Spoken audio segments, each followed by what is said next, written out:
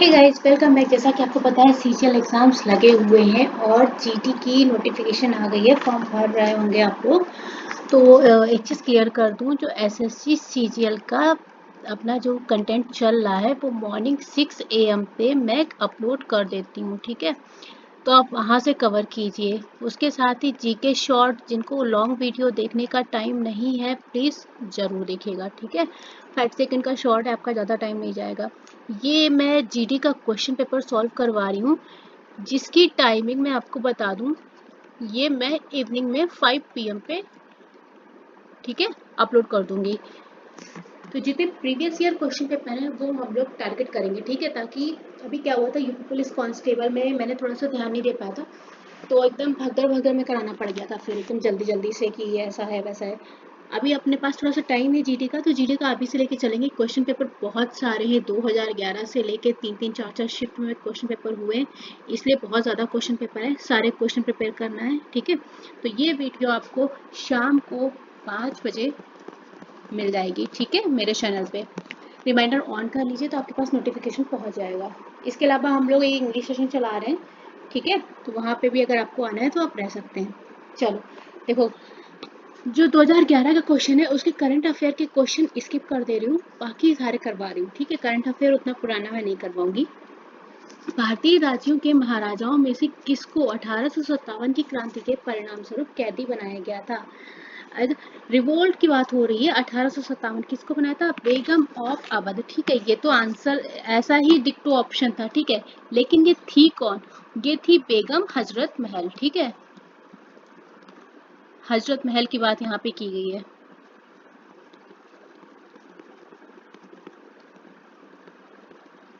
ठीक है। इनको बंदी बनाया गया था। नेक्स्ट क्वेश्चन, होम रूल आंदोलन का मुख्य उद्देश्य क्या था? जब होम रूल आंदोलन चल रहा था तो उसका मुख्य उद्देश्य बनाया गया कि जो ब्रिटिश साम्राज्य है वो चलने दो, पर उसके अंदर ही हमें अपनी मतलब अपने शासन की स्थापना करनी है, स्वशासन की स्थापना करनी है, ठीक है। तो हमें ये चीज कहाँ मिल रही है? ऑप्शन नंबर 4 में, ठीक है। ब्रिटिश साम्राज्य के भीतर एक स्वायत्त मतलब स्वयं की सरकार को प्राप्त करना, ठीक है। Option number 4 is the right answer for this question. Next, गैर हिंसक गैर सहमति आंदोलन की बात हो रही है, या इसको हम लोग बोल सकते हैं क्या, असहयोग आंदोलन की बात हो रही है, ठीक है। मैच कर लेना अगर आप लोगों को कोई डाउट हो। 2011 का ही पेपर है एसएससी जीडी का, ठीक है। अगर आप चाहेंगे तो मैं इसको टेलीग्राम चैनल पे अपलोड कर दूंगी, ठीक है, जिसकी की लिंक मेरे डिस्क्रिप्शन में ऐड है, ठीक है। वहाँ पे आप पेपर अपलोड कर दूंगी, अगर आपको चाहिए तो बताना, तो वहाँ पे ज्वाइन कर सकते हैं। असहयोग आंदोलन की बात हो रही है, कब हुआ था? 1920, ठीक है। ऊपर एसएससी सीजल वाली क्लास में बताया था। किसके द्वारा किया गया था? महात्मा गांधी। और कहाँ मिला ऑप्शन? इन 1920 बाय महात्मा गांधी, ठीक है। ऑप्शन नंबर सी मिल रहा है। क्वेश्चन एक आया था, इसको बंद कब किया गया था? तो जब इसको बंद किया गया था, इसको चौरी चौरा घटना के बाद इस आंदोलन को बंद कर दिया था, ठीक है। छोटे से फॉर्म में देती हूँ, चौरी चौरा घटना के बाद इसको बंद कर दिया गया था, ठीक है।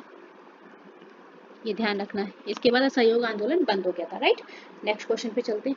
भारतीय राष्ट्रीय कांग्रेस के गठन के समय भारत का वायसराय कौन था? जब राष्ट्रीय कांग्रेस का गठन हुआ उस समय भारत का वायसराय थे लॉर्ड डफरिन, जो कि हमें ऑप्शन नंबर बी में मिल रहे हैं, ठीक है। तो लॉर्ड डफरिन थे। अब इससे रिलेटेड क्वेश्चन में आ जाओ, भारतीय राष्ट्रीय कांग्रेस कितनी बार बताया?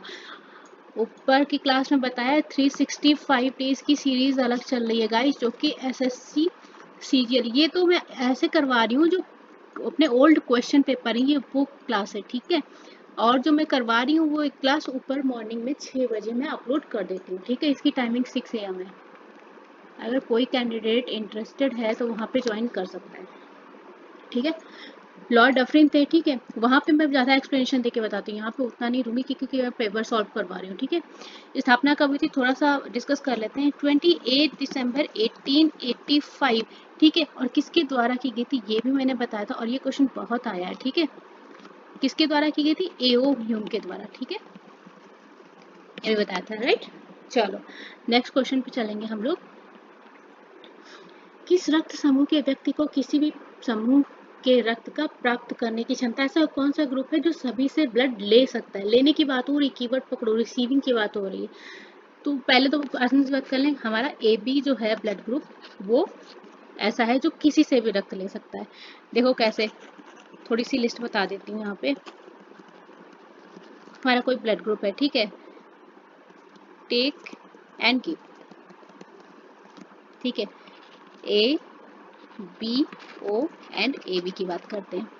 ए को अगर लेना है तो वो ओ से ले सकता है, ठीक है।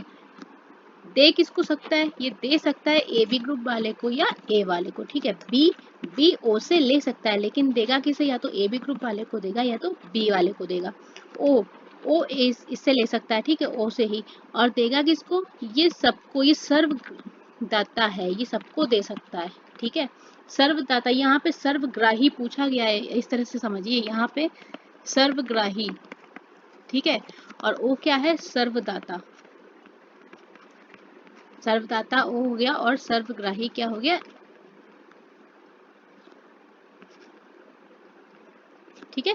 अब देखो ये लेगा किससे, ए से ले सकता है, बी से ले सकता है, ओ से, लेकिन देगा केवल ए बी वाले को, ठीक है, ठीक है। आई होप क्लियर हो गया होगा। चलो नेक्स्ट, लोहे के मामले में कार्बन का प्रतिशत कितना है, तो ये प्रतिशत होता है 2 से 4.5%, ठीक है, 2 से 4.5। हमें ऑप्शन कहाँ मिल रहा है, ऑप्शन ए में 3 to 5, ठीक है, तो ऑप्शन नंबर ए सही होगा, ठीक है। यहाँ पे कास्ट आयरन यानी कच्चे लोहे की बात हो रही है, यहाँ पे थोड़ा सा डिफरेंट है कच्चे लोहे के मामले में, ठीक है।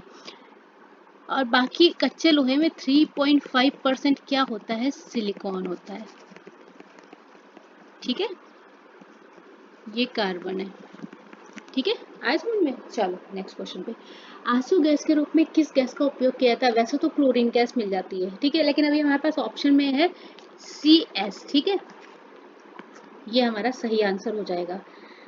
नेक्स्ट क्वेश्चन चलते हैं, भारतीय संविधान को किस रूप में माना जाता है, जो अपना इंडियन कॉन्स्टिट्यूशन है वो रूप में संघीय, फेडरल इन फॉर्म एंड आत्मा में एकात्मक, यूनिटरी इन स्पिरिट, ठीक है।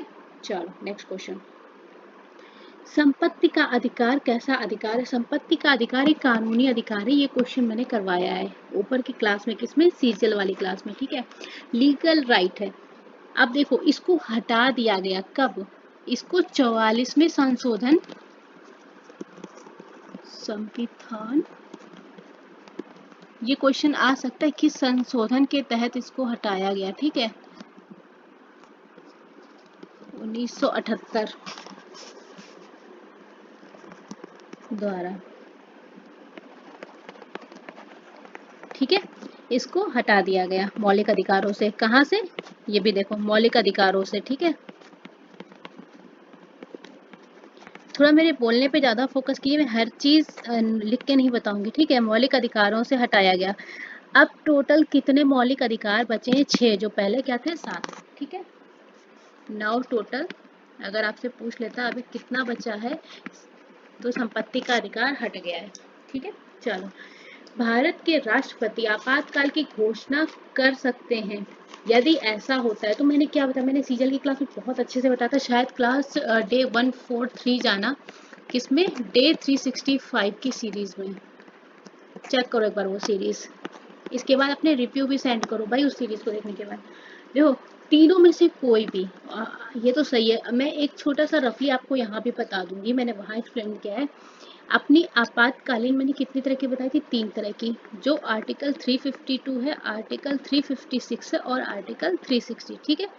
ये हो गए हमारे आर्टिकल्स, ठीक है, इनके तहत लगता है। 352 के तहत राष्ट्रीय आपातकाल लगता है, शॉर्ट फॉर्म में लिख रही हूँ समझ जाना। 356 के तहत संवैधानिक, सीजीएल की क्लास में बहुत अच्छा बताया है, ठीक है, यहाँ पे इतना मैं ज़्यादा नहीं बताऊंगी क्योंकि पेपर सॉल्व करवा रहे हैं, ठीक है, या राष्ट्रपति शासन, ठीक है। और 360 हमारी वित्तीय आपातकाल से रिलेटेड है, शॉर्ट में लिख रही हूँ, ठीक है। तो ये तीनों के ही आपातकाल आ गए भाई, युद्ध राज्य से रिलेटेड हो गया, संवैधानिक भी हो गया, वित्तीय अस्थिरता भी होगा, युद्ध की धमकी अपनी नेशनल में भी आ गई, ठीक है।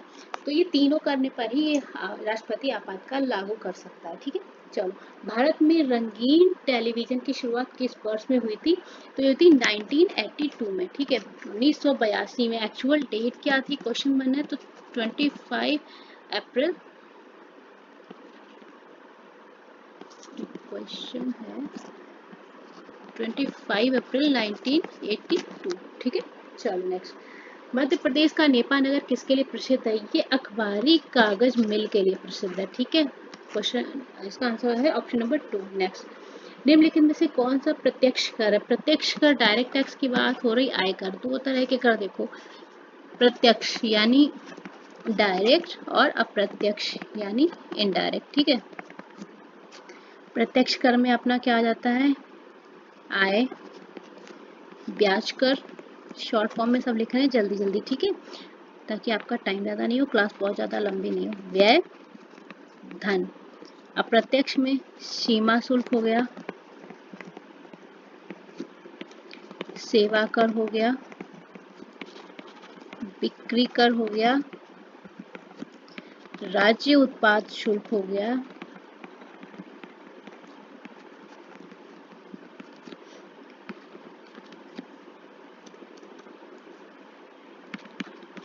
स्टाम्प व पंजीकरण शुल्क। इसके अलावा भुगतान कर,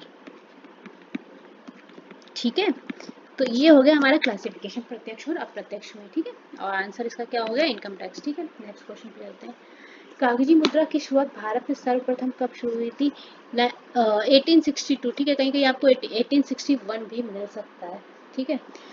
1969 में कितने बैंकों का राष्ट्रीयकरण किया गया था? 14 बैंकों का राष्ट्रीयकरण किया गया था। ये 2 फेज में हुआ था, देखो दो बता दूं, सीजल क्लास में बताया पर यहाँ थोड़ा सा बता देती हूँ। पहला फेज था 19 जुलाई 1969, जिसमें कि 14 बैंक्स का नेशनलाइजेशन किया गया, ठीक है। सेकेंडली 1980 में 6 बैंक्स का नेशनलाइजेशन हुआ, ठीक है। चलो, FICN का फुल फॉर्म क्या है? FICN का फुल फॉर्म जो है फेक इंडियन करेंसी नोट है। एब्रीविएशन स्टैटिक अवेयरनेस प्लेलिस्ट में करवाया, वहाँ पे आपको मिल जाएगा।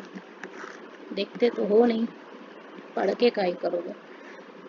1931 में निर्मित भारत की पहली बोलती फिल्म कौन थी? बहुत अच्छा क्वेश्चन है, काफी बार आया, आलम आरा थी।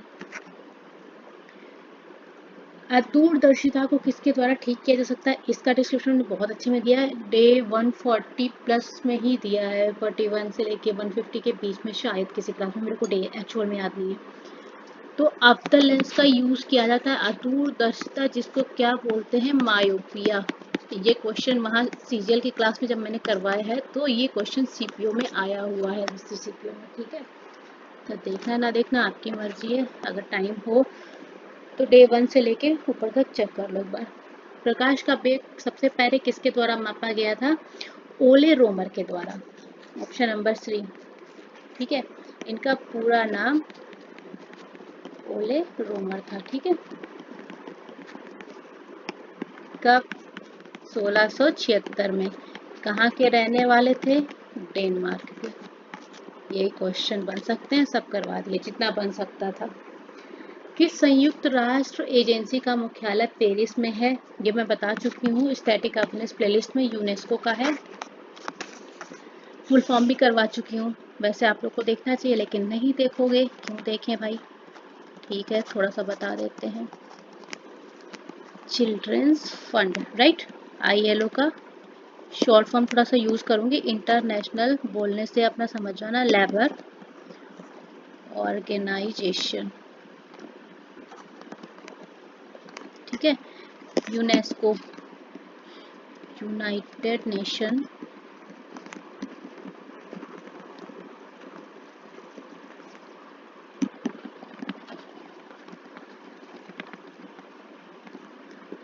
एजुकेशनल